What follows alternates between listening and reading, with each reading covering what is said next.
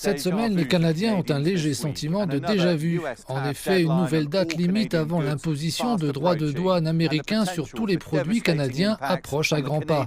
Et avec elle, la possibilité d'impact dévastateur sur l'économie canadienne. Le niveau de menace a encore augmenté d'un cran après la publication du président des États-Unis Donald Trump sur les médias sociaux, assurant que les tarifs douaniers américains proposés sur les marchandises en provenance du Canada et du Mexique prendront effet, comme prévu, le 4 mars. Trump a menacé d'imposer des droits de douane de 25% sur tous les produits canadiens, à l'exception du pétrole qui sera taxé à 10%.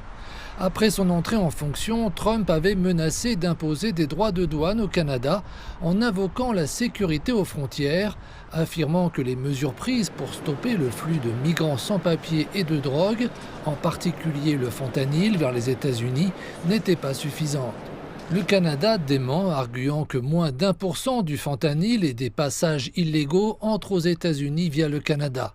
En réponse, le Premier ministre canadien, Justin Trudeau, a annoncé une série de mesures de rétorsion sur les produits américains, avec des droits de douane initiaux de 25% sur 30 milliards de dollars de marchandises et d'autres droits de douane qui seront introduits progressivement à une date ultérieure. Mais les droits de douane ont été suspendus début février, les deux pays s'étant engagés à négocier leurs différends. Aujourd'hui, la menace est de retour.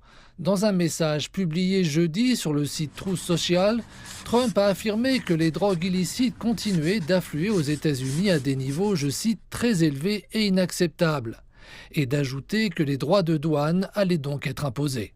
Des deux côtés de la frontière, on espère que, comme ce fut le cas il y a un mois, les deux pays parviendront à un accord et éviteront les impacts économiques potentiels que ces tarifs et contre-tarifs devraient avoir. Donald Trump reste fidèle à sa parole et continue d'imposer des droits de douane à ses deux voisins, le Mexique et le Canada. La dernière bombe économique est apparue sous la forme d'un message sur les médias sociaux. C'est la confirmation selon laquelle le 4 mars est la date à laquelle les deux pays seront frappés par des droits de douane de 25% sur les marchandises entrant aux États-Unis. La présidente mexicaine, Claudia Sheinbaum, s'est exprimée sur la nouvelle lors d'une conférence de presse jeudi matin. Elle est toutefois restée optimiste en précisant qu'il était encore temps de trouver un accord pour prévenir l'entrée en vigueur des droits de douane. Nous savons que le président Trump a sa façon de communiquer et de déterminer des agendas de négociation et de travail en commun. Nous devons penser que nous pouvons parvenir à un accord. La dernière déclaration de Trump a permis de dissiper une certaine confusion. Lors de la première réunion de son nouveau gouvernement mercredi, il avait laissé entendre que le 4 avril serait la date limite pour le Mexique et le Canada. La date du 4 mars donne à la présidente Sheinbaum moins de temps pour faire valoir ses arguments auprès du président Trump.